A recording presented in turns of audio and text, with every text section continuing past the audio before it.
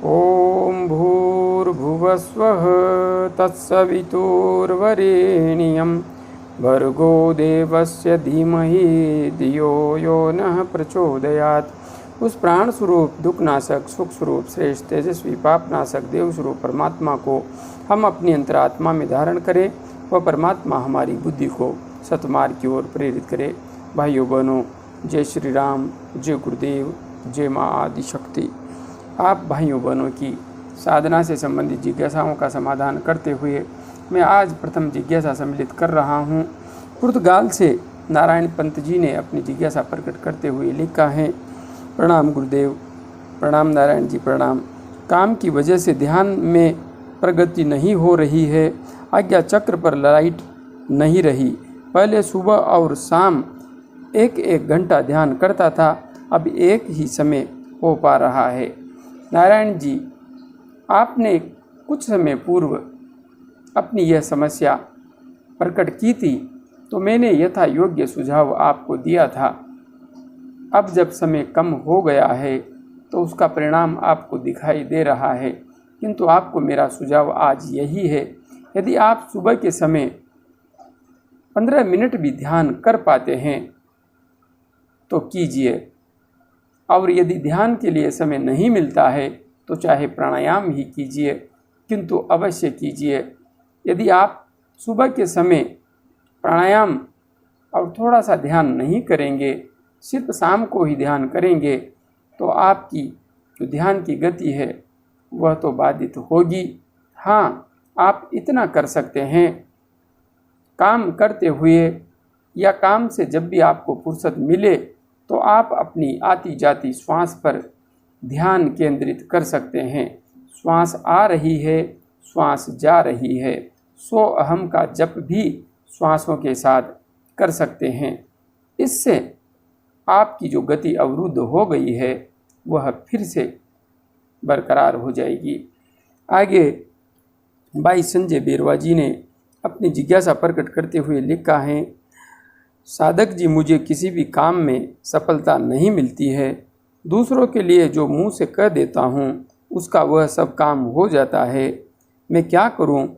खुद की प्रॉब्लम कैसे सुलझाऊँ? प्लीज़ मेरा मार्गदर्शन करें। यदि आप दूसरों के लिए कुछ कह देते हैं वह काम हो जाता है, तो पहला काम तो यह कीजिए, दूसरों के लिए कुछ कहना बंद कीजिए। और हाँ, ध्यान कैसे करें, सुषुम्ना नाड़ी में प्राण का प्रवाह कैसे करें और आज्ञा चक्र का जागरण कैसे करें, इन तीनों वीडियोज़ को देख करके ध्यान के मार्ग पर आगे बढ़िए। और यदि आपकी जन्म पत्रिका बनी हुई है तो मैं यहाँ पर आपको एक नंबर दे रहा हूँ। हमारे अपने आत्मीय जन हैं जो स्वयं अपनी इच्छा से सेवा करना चाहते हैं, ज्योतिषी जी हैं। कुछ दिनों पूर्व ही उन्होंने मेरे को संपर्क में तो काफ़ी समय से थे, किंतु मुझे भी पता नहीं था कि वे ज्योतिषी हैं। मेरे से साधना से संबंधित प्रश्न पूछते रहते थे और पीएचडी होल्डर हैं। लेकिन अभी कुछ दिनों पूर्व उन्होंने अपना सुझाव रखा है, हार्दिक इच्छा प्रकट की है कि मैं प्रतिदिन 5 साधकों की कुंडली से संबंधित जिज्ञासाओं का समाधान करूंगा। आप अपने वीडियो के माध्यम से चाहें तो साधकों को बता सकते हैं। तो आपकी यह जो समस्या है उसके संबंध में आपको साधना तो करनी ही है। इसके साथ ही यदि आपकी जन्म पत्रिका बनी हुई है तो आप इस नंबर पर संपर्क कीजिए 9175263854। वैसे जो आदरणीय खरिये जी ने पोस्ट लिखकर मुझे डाली थी उसको भी मैं यूट्यूब पर सेंड कर दूंगा। वहाँ से आप सबको जो कुछ डिटेल्स भेजनी है उसके संबंध में जानकारी मिल जाएगी। आगे भाई परमानंद जी ने अपनी जिज्ञासा प्रकट करते हुए लिखा है। गुरु जी प्रणाम। प्रणाम परमानंद जी, प्रणाम। ध्यान और पढ़ाई में क्या संबंध है, कृपया बताने की कृपा करें। मैं रोज़ ध्यान कर रहा हूँ। मुझे ध्यान में एक मीठे आनंद की अनुभूति भी होती है, परंतु कभी कभी ध्यान की गहराई में नहीं उतर पाता। ध्यान लगता ही नहीं है, जिसके कारण सारा दिन कमजोरी और दिमाग खराब सा रहता है। कृपया मार्गदर्शन करें। भाई परमानंद, आपने ध्यान और पढ़ाई में क्या संबंध है? सीधा सा संबंध है। यदि ध्यान किसी व्यक्ति का टिकता है किसी केंद्र पर, तो वह जो याद करता है, जो पढ़ता है, वह भी उसे अधिक याद रहेगा। और यदि पढ़ते समय उसका ध्यान भटकता है, वही चीज़, वही बात ध्यान करते हुए भी लागू होती है। यदि आप ध्यान कर रहे हैं और आपका ध्यान बार बार भटक रहा है, तो निश्चित है आप पढ़ेंगे, उस समय भी आपका ध्यान अधिक भटकेगा। और जो व्यक्ति अभ्यास करके अपने मन को ध्यान के माध्यम से टिकाना सीख लेते हैं, टिकाने की क्षमता अर्जित कर लेते हैं, जब वे पढ़ते हैं तो उनका ध्यान एक ही लक्ष्य पर केंद्रित रहता है, पढ़ाई पर ही केंद्रित रहता है। इससे उनको जो याद होने की सामर्थ्य है वह अधिक प्राप्त हो जाती है, उनकी याद करने की क्षमता अधिक बढ़ जाती है। इसलिए ध्यान का हमारी याददाश्त क्षमता से बहुत गहरा संबंध है। और हाँ, इसके साथ ही जब आप ध्यान करते हैं तो आप अपने अंतस्थ से जुड़ने के साथ दिव्य चेतना से संपर्क साधते हैं।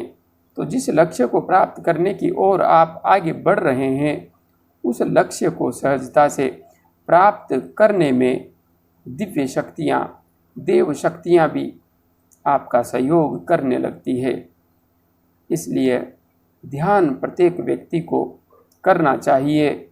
ध्यान के लिए दिया गया समय कभी व्यर्थ नहीं जाता। यह तो अपने आप में हमारे जीवन के लिए सबसे महत्वपूर्ण समय बन जाता है। आगे आपने लिखा है, मैं रोज़ ध्यान कर रहा हूँ। मुझे ध्यान में एक मीठे आनंद की अनुभूति भी होती है, परंतु कभी कभी ध्यान की गहराई में नहीं उतर पाता। यह तो सबके साथ होता है। आपकी मानसिक स्थिति ही निर्धारित करती है कि आपका ध्यान लगेगा या नहीं। यदि आप किसी चिंता में ग्रस्त हैं, आपके मन मस्तिष्क में कोई चिंता चल रही है, कोई अधिक विचार चल रहे हैं, कोई कामुक विचार चल रहे हैं, या किसी भी प्रकार की कोई चिंता है, तो ध्यान नहीं लगेगा, ध्यान भटकेगा। हाँ, ध्यान लगे, इसके लिए हमारे चिंतन को कहीं न कहीं हमें संयमित करना होगा। और हाँ, ध्यान लगे, इसके लिए प्रथम आवश्यकता स्थिर होकर बैठने के साथ प्राणायाम की है। जब तक आपका प्राण संयमित नहीं होगा, प्राण सुषुम्ना नाड़ी में प्रवाहित नहीं होगा, तब तक आप ध्यान नहीं लगा सकते। इसलिए सुषुम्ना नाड़ी में प्राण का प्रवाह कैसे करें और आज्ञा चक्र का जागरण कैसे करें, उन वीडियोज़ को अच्छी तरह से देखने के बाद में ध्यान कीजिए। अच्छी तरह से प्राणायाम कीजिए, नाड़ी शोधन, अनुलोम विलोम प्राणायाम। और हाँ, आपका ध्यान अधिक भटक रहा है तो आपके लिए भ्रस्त्रिका प्राणायाम बहुत आवश्यक है। आप 3 से 5 मिनट भ्रस्त्रिका प्राणायाम, अभी गर्मी है, 3 मिनट से भी कम करें। और यदि आप भ्रस्त्रिका प्राणायाम करते हैं तो शीतली और शीतकारी प्राणायाम भी अवश्य कर लें, क्योंकि जो गर्मी बढ़ेगी, इन दोनों प्राणायामों से आपको पुनः शीतलता प्राप्त हो जाएगी। इसलिए आप कम से कम 3 मिनट भ्रस्त्रिका प्राणायाम कीजिए, आपका मस्तिष्क स्तब्ध सा हो जाएगा और आपको ध्यान की प्राप्ति अवश्य होगी। आगे आपने लिखा है, सारा दिन कमजोरी। अगर ध्यान नहीं लगता है, इससे कमजोरी का तो विशेष कोई लेना देना नहीं है, किंतु फिर भी यदि आपको ऐसा महसूस हो रहा है, हाँ, जब अमृत का स्राव होने लगता है उस समय शरीर में विशेष ताजगी आती है। तो आप कह रहे हैं मीठे आनंद की अनुभूति होती है, तो बिल्कुल जब मीठे आनंद की अनुभूति होने लगती है और किसी दिन चिंता के कारण अमृत का स्राव मस्तिष्क से नहीं होता है, क्योंकि अमृत के स्राव पर भी हमारे विचारों का ही प्रभाव पड़ता है। यदि हम विचार शून्य हो जाते हैं तो अमृत का स्राव साधारणतया बिल्कुल सहजता से होता है और बहुत अधिक होता है, किंतु हमारे मस्तिष्क में यदि कोई नकारात्मक विचार या चिंता है तो उस दिन अमृत की प्राप्ति नहीं हो पाती। इस वजह से सामान्यतया थकावट एवं कमजोरी का एहसास हो जाना भी एक स्वाभाविक प्रक्रिया बन जाती है। आगे भाई सन्नी जी ने अपनी जिज्ञासा प्रकट करते हुए लिखा है, गुरुदेव, मैंने कई बार ध्यान का अभ्यास किया, भस्त्रिका और मंत्र जप के साथ ध्यान का अभ्यास किया, लेकिन मेरा ध्यान नहीं रुकता। मेरे मूलाधार में कभी कंपन ही नहीं हुआ। क्या आप ऑनलाइन शक्तिपात करके मेरी कुंडलिनी उद्धर्व कर देंगे? मैं आपका आजीवन आभारी रहूँगा। भाई सनी, पहली बात तो यह है कि मैं कभी किसी के ऊपर एहसान नहीं करता और कोई मेरा आभारी रहे ऐसा काम मैं कभी नहीं करना चाहता। मैं सिर्फ अपने कर्तव्य का निर्वहन कर रहा हूँ और वही करता रहूँगा। हाँ, आपका आभार तो मुझे बिल्कुल भी नहीं चाहिए। दूसरी बात है कि आप ध्यान कर रहे हैं और आपका ध्यान लग नहीं रहा है, इसका इलाज मैं कर सकता हूँ, निश्चित रूप से कर सकता हूँ। आपका ध्यान निश्चित रूप से लगेगा। सुषुम्ना नाड़ी में प्राण का प्रवाह कैसे करें, आज्ञा चक्र का जागरण कैसे करें, ध्यान कैसे करें, कुंडलिनी शक्ति का जागरण कैसे करें, इन 3-4 वीडियोस को देख लीजिए। और हाँ, वहाँ पर मैंने भस्त्रिका प्राणायाम नहीं बताया है, इसलिए कि भस्त्रिका प्राणायाम सब नहीं कर सकते।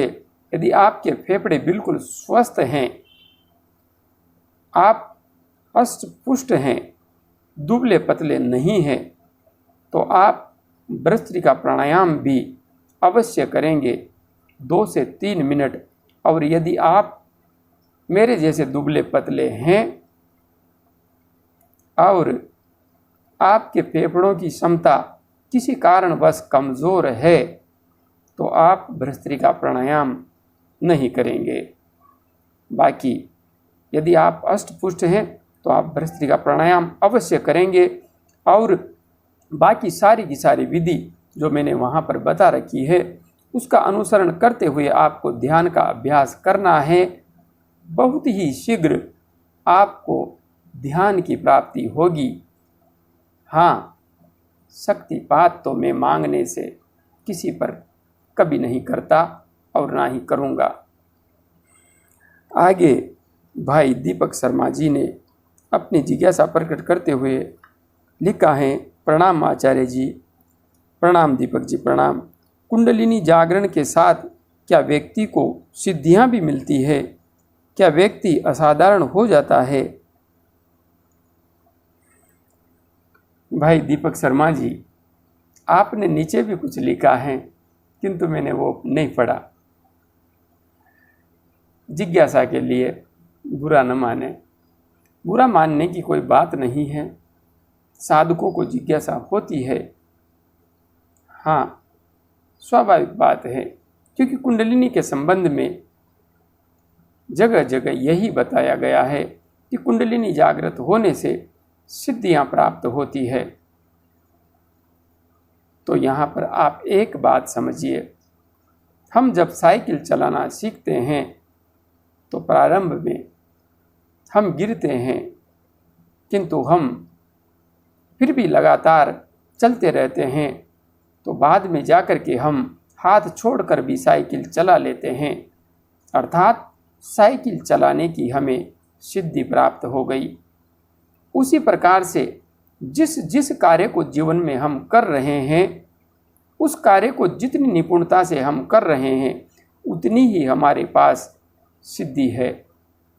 अब जब आप कुंडलिनी साधना के मार्ग पर आगे बढ़ते हैं, आसनों का अभ्यास करते हैं, तो आसन सिद्धि हो जाती है। प्राणायाम का अभ्यास करते हैं तो प्राण सिद्धि हो जाती है। मंत्र जप करते हैं तो मन सिद्ध हो जाता है।